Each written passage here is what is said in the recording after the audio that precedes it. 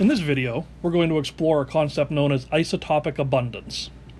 Recall that in our previous discussion of isotopes, we said that isotopes are the same element, but have different mass numbers. They have different numbers of neutrons in the nucleus. For example, hydrogen has 3 primary types of isotopes. One of those we refer to as hydrogen 1, which just has 1 proton in the nucleus and 0 neutrons. We have a special name for this. It's called protium. We also have hydrogen 2. Still has 1 proton because it's hydrogen, but now we have 1 neutron in the nucleus. This is known as deuterium. And finally, hydrogen 3, 1 proton because it is hydrogen. Now we have 2 neutrons in the nucleus. This is known as tritium. You might have heard of something called heavy water before. Heavy water is still water, but instead of having the more common protium, as for hydrogen in the nucleus, the hydrogens in the water are actually deuterium in heavy water, with an abbreviation of D2O.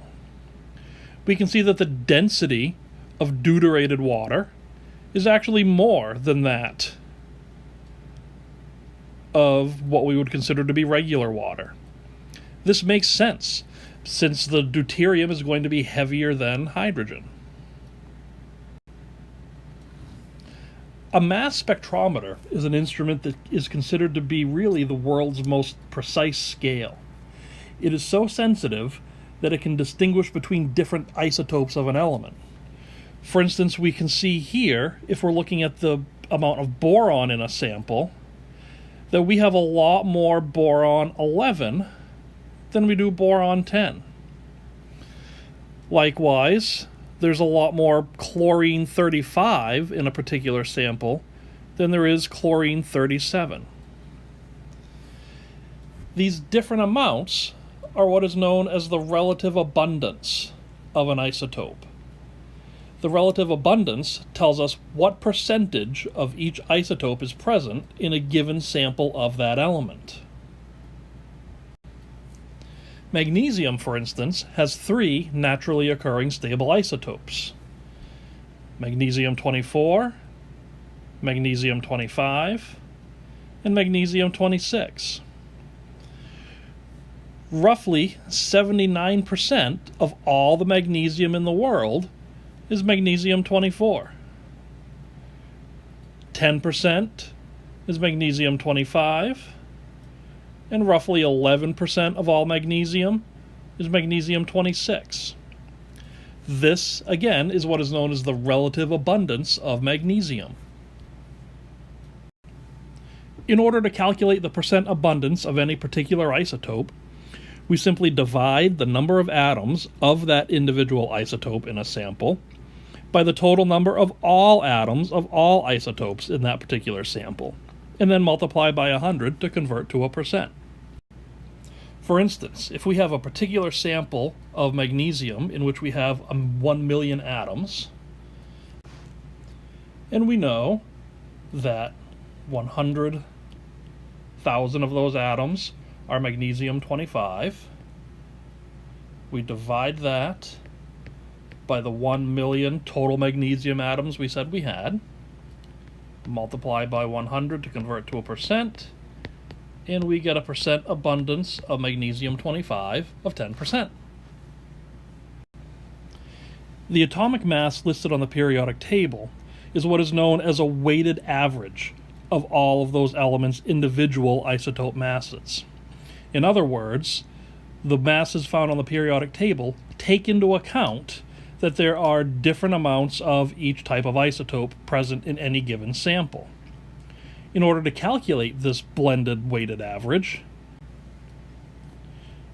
we take the percent abundance of one isotope, divide by 100, multiply by the mass of that isotope, and then we do the same thing for all the different isotopes of that element and add them all together. Let's look at a fictional example to illustrate this. Let's say we have fictional element X, which has 2 naturally occurring isotopes. We have X22, and X23.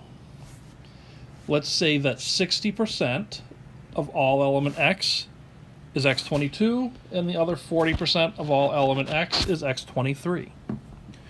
In order to find the blended atomic weight of element X, we're going to take our 60% for X22, divide that by 100, multiply that by X22's atomic mass, and then we'll do the same thing for X23, 40% divided by 100 times its atomic mass of 23, and we get a blended atomic mass of 22.4 AMU. Now let's just think about if that makes sense. We know that most of element X consists of X22, 60% of it, whereas only 40% is X23. So if we have a large sample of element X, more of that is going to be X22. Therefore, it makes sense that the blended atomic weight would be closer to 22 than to 23. And in fact, that's what we find. When doing isotope abundance calculations, these are the sorts of things you want to be thinking about. You want to think about what type of isotope makes up most of the mass of that element, and make sure that your blended average is closer to that particular isotope. Let's look at a real example. There are two naturally occurring chlorine isotopes. 75.53% of the chlorine out there is chlorine 35. You can see its atomic mass here. The remaining 24.47% of chlorine is chlorine 37, and you can see its atomic mass. What we want to do now is calculate the blended or the average atomic mass for chlorine. There's a lot going on this slide for this calculation, so let's break it down. What we're looking for is the average mass of a chlorine atom. So what we need to take into account are both of the naturally occurring isotopes of chlorine. And so first, we take the mass of our chlorine 35 atom times the fraction of atoms that are chlorine 35. And so we're going to multiply those numbers together. Then we are also going to take the mass of chlorine 37 times the fraction of atoms that are chlorine 37, and multiply those numbers together. And then we're going to take the sum of those two numbers. And we can see the math of that down here. When we calculate that out, we get a mass of 35.45. This value of 35.45 is what we find on the periodic table. Also note that our percent... And so now let's look at some other examples. If we want to calculate the average atomic mass of magnesium, given this information, we set things up just like we've talked about. So we see that the abundance of magnesium-24 is 78.99%. So we divide that by 100 in order to get our fractional abundance of 0.7899. We then multiply that by the mass of magnesium-24.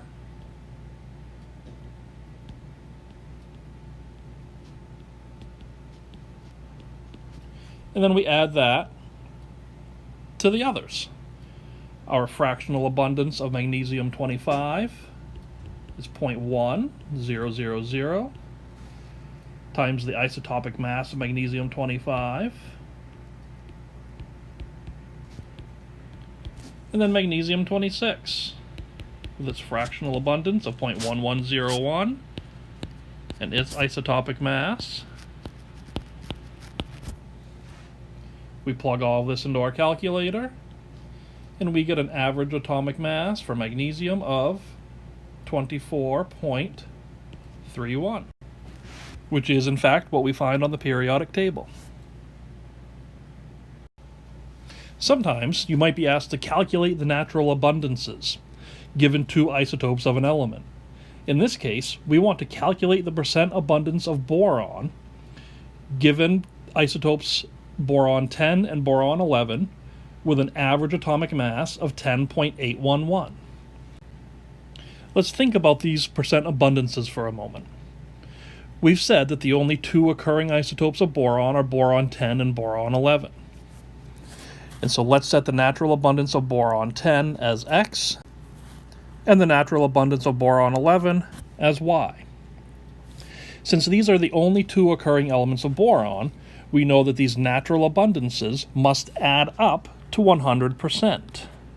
Therefore, X plus Y must equal 100%. If we rewrite that, then we know that Y is going to equal 100% minus X. Another way to think of that, if we're thinking in terms of fractional abundance, is that Y equals 1 minus X. And so let's set up an equation for this now. We're going to set our natural abundance for boron as X. We multiply that by the isotopic mass of boron. And we've said then that the natural abundance of boron 11 is going to be 1 minus X times the isotopic mass of boron 11. And we know that the actual weighted average is going to be equal to 10.811. And so now it's just a matter of doing the math and solving for X. And so let's take a look at that math. The first thing we're going to do is distribute through.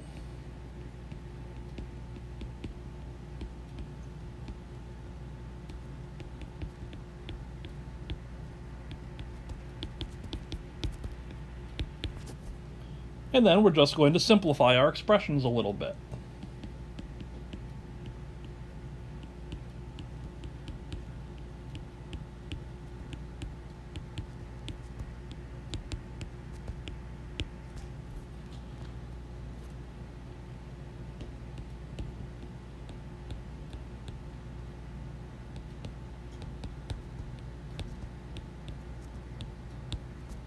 And then finally we can solve for X.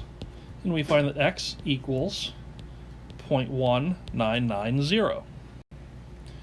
This means that 1 minus X equals 0.801. Now let's remember that these X and 1 minus X stood for the natural abundances. X is the natural abundance of boron 10, and 1 minus X is the natural abundance of boron 11. So now we have some actual values that we can place in up here. X, which represents the abundance of boron 10, has a value of 0.1990 or 19.90%. 1 minus X, which represents the abundance of boron 11, has a value of 0.801 or 80.1%, which are in fact the abundances of the boron isotopes. Note that these values might be slightly different in your book or depending on the source you're looking at. This would be attributed to rounding differences throughout the calculation. Now let's just walk through a much more complicated example. In this case, we want to calculate the missing natural abundances in the table of neon, given that our average atomic weight is equal to 20.1797. We know that the abundance of neon 21 is 0.27. And so we'll start with this in our calculation. We convert that to a fractional abundance of 0.0027. multiplied by the isotopic mass of neon 21,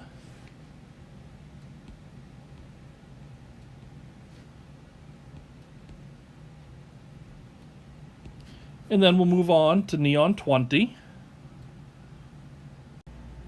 And just like we did before, we're going to set the natural abundance of neon 20 to a value of x. And we're going to multiply that by neon 20's isotopic mass of 19.9924. And then we're going to add in our neon 22. Now we have to stop and think about this just for a moment. We had set our natural abundance of neon 20 as x. Now if we think about our natural abundance of neon 22, that's going to be 1 minus x, but also minus our natural abundance of neon 21, which will actually leave us with a value then for neon 22 of 0.9973 minus x, which is what we will use for our natural abundance in our equation. Multiplied then by the isotopic mass of neon 22. And we know that the whole thing has to equal the blended atomic mass we were given of 20.1797. And now it's just math. Multiplying and simplifying our expressions will give us this. And then, again, it's a simple matter of more simplifying and solving for x. Ultimately, when we solve for x here, we get a value of 0.9050. I encourage you to do that math out and make sure you get the same answer.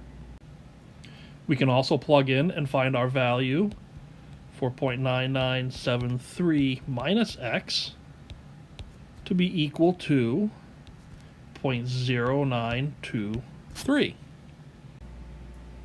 So now let's plug these in place of our variables above. In place of x, we now have a value of 0.9050 or 90.50%. And then for neon 22, in place of 0.9973 minus x, we have a value of 0.0923 or 9.23%. And so this leaves us with a natural abundance of neon 20 of 90.50%, a natural abundance of neon 21 of 0.27%, and a natural abundance of neon 22 of 9.23%. Again, as a quick check, let's just make sure that these add up to 100. 90.50, 0.27, and 9.23. And sure enough, that adds up to 100% and accounts for all of our isotopes of neon. This is one of the more complicated examples that you would see. If you're able to work your way through this, then you have a really solid handle on calculating isotopic abundance. For more assistance, be sure to come see me or go see one of the tutors in the Learning Commons.